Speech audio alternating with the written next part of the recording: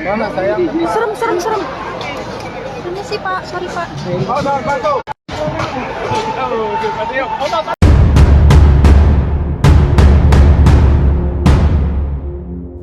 Menteri Agraria dan Tata Ruang Kepala Badan Pertanahan Nasional ATR BPN Marsikal TNI Purnawirawan Hadi Cahyanto berbicara mengenai konflik sengketa lahan yang terjadi di Pulau Rempang.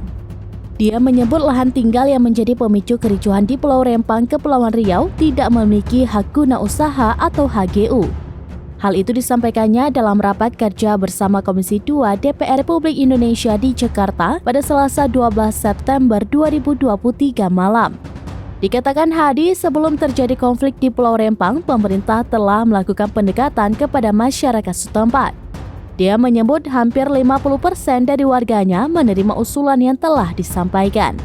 Lebih lanjut, Hadi mengatakan pemerintah juga menyiapkan hak guna bangunan atau HGB pada lahan seluas 500 hektar yang lokasinya dekat dengan laut untuk memudahkan dalam mencari nafkah.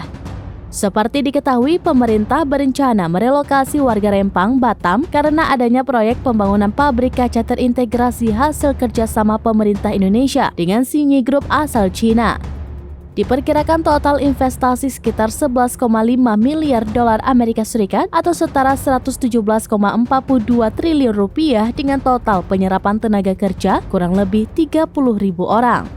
Namun warga setempat yang telah berpuluh-puluh tahun menempati wilayah tersebut menolak relokasi dan sempat terjadi kericuhan saat polisi hendak mengamankan berbagai aksi unjuk rasa.